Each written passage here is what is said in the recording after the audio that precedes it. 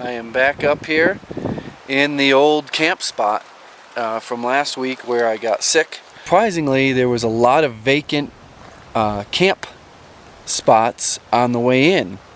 Previously in the season, these camp spots held large groups of hunters with wall tents, campers, trailers full of four-wheelers. I only saw one tent, I want to say within 3 miles from this spot on the way in.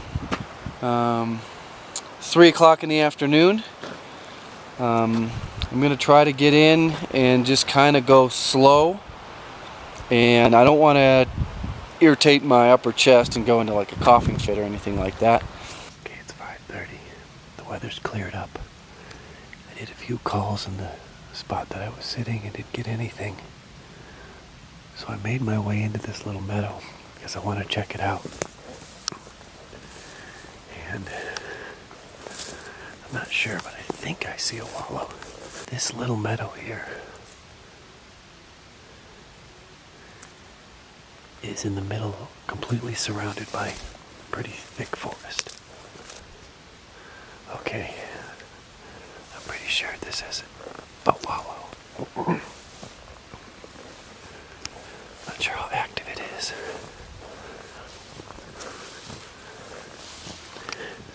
Holy cow. Look at the size of this thing. I don't really see fresh tracks in there though. And there's another one right here. This is crazy. Look at that. I can't even get an idea of how big these are. So there's a wallow there. And there's a big wallow right there. I don't see any fresh tracks in this thing. That meadow is out there. Those 2 wallows are through that clearing.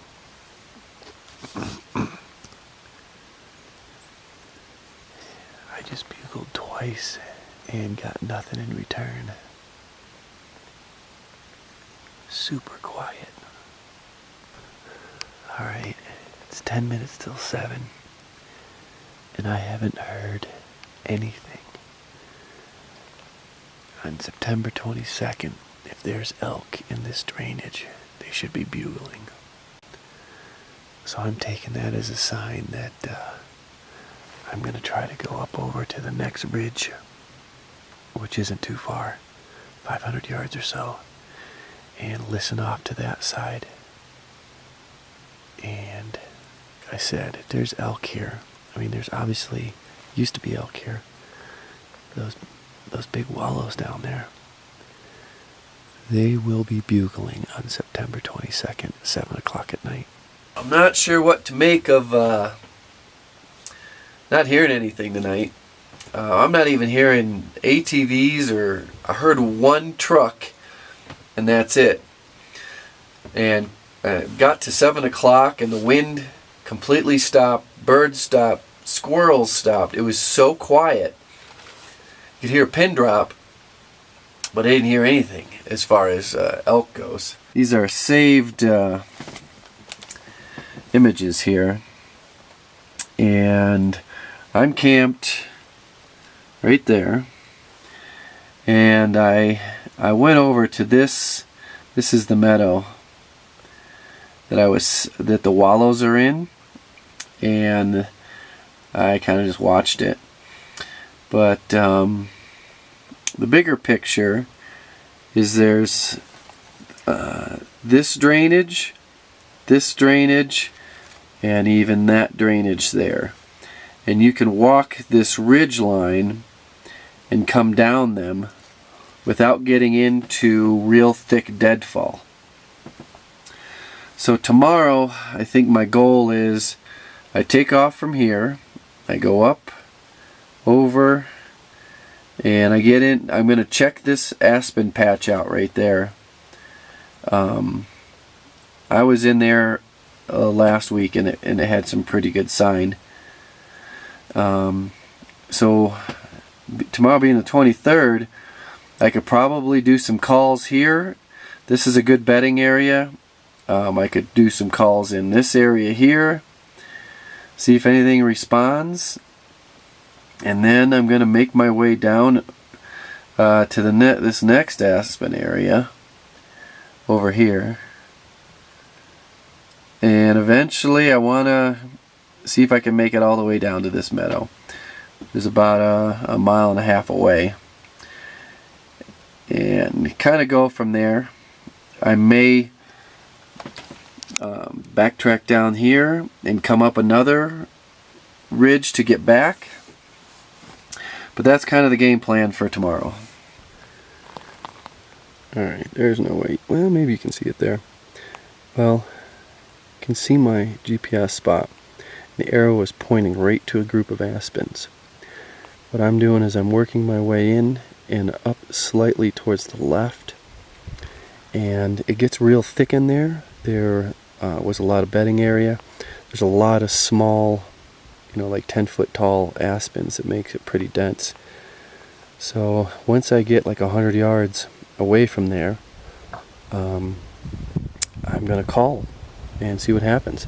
Made it to this grassy area that I was in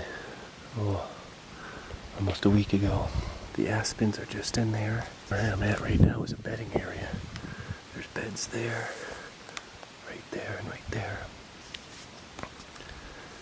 So it's time to get out the bugle and see what happens. This next set of aspens,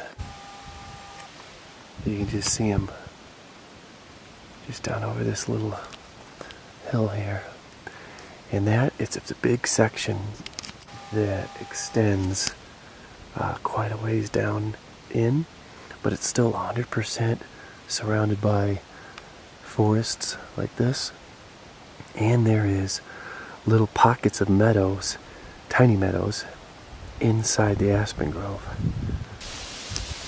See a trail coming this way, and then there's a trail that comes right by my bow. And got this goes all the way down, all the way up to here. Goes all the way up here. I just jumped a huge buck. He was the size of a 4x4 elk. Holy cow, that thing was huge. I'm still working my way down. Came across this thing. That's some serious work right there. So there's that part of the tree, and I just turned to walk.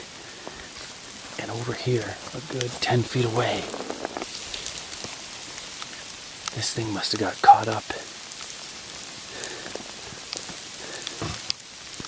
in a rack of either an elk or that deer. Well, I accomplished my goal. I'm not sure which way I'm coming back, but I'm about 1.3 miles in to the bottom of this gulch. And as soon as I get down here and come out, I see a skeleton of an elk. Pretty sure that's an elk.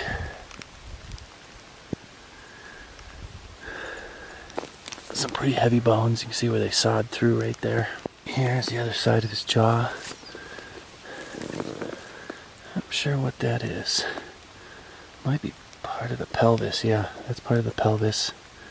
So I've hiked up the valley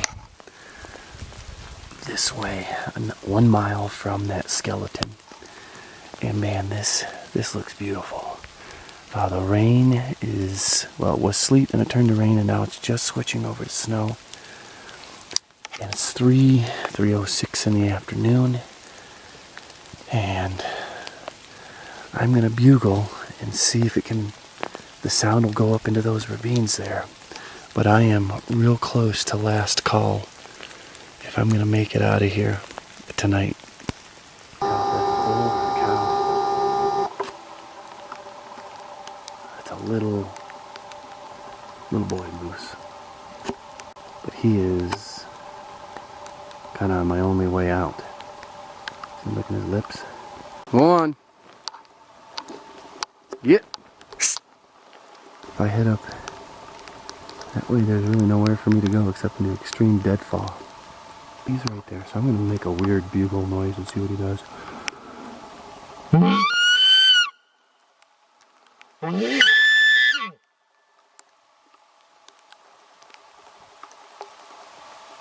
Nothing. I don't want to get trampled by a moose today. I guess I'm going to try to calm you zoom out here. I guess instead of going down this trail here, I'm going to try to get up, go through there, or maybe go up through here. But I don't want this camera to die in the rain. Go on, moose.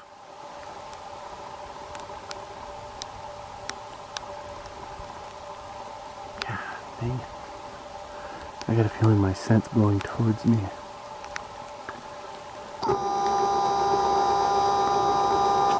Freaking thing is walking straight at me. Shit, I gotta get out of here. Damn thing. Across the trail. Get over there. Go on. These things can't see very well. He is 30 yards from me.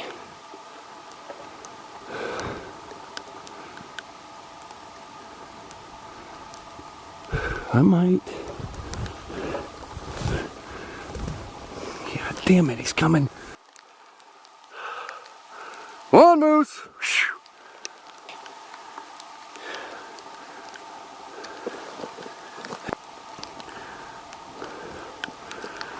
He's close enough I could throw a freaking stick at him. I gotta throw a stick. Alright, I spooked him a little.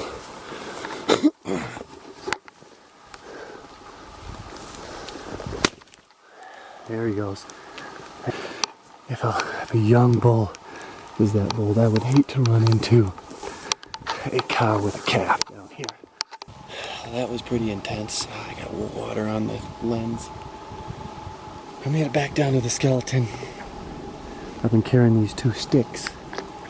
Throwing sticks at it was, in breaking of the branches, was the only thing that really discouraged that thing from walking straight up to me and saying hello, or hello, I'm gonna trample you. Well, this is where I gotta head up in. I think once I get back up into the timber, I'll have less of a chance of a moose encounter. That little bit of adrenaline rush helped me make my way up through the forest, up this hillside pretty good. I've still been carrying my my moose deterrent. That was kind of educational. Still making my way up the mountain. As you can see, the snow starting to stick. And my boots started leaking. I really like these boots. They are super comfortable. I put maybe 30-40 miles on these. They're Cabela's brand. They do have they are Gore-Tex lined. But right now my feet are soaked. Man, this is beautiful out here. It's starting to get a decent coverage of snow. But I think this is going to end this 2017 over-the-counter archery elk hunt. I went into every isolation spot that I could find and called into them upwind. And then I got way up that valley, way up there, and had some really good bugles that I could just hear echoing, and had no return. There's no doubt that this area, which is an elk concentration on the Colorado Hunt Atlas, at some point in time this summer, and probably even into the first third of archery season, there was a pretty good sized herd that occupied this area. But I don't think they're here anymore.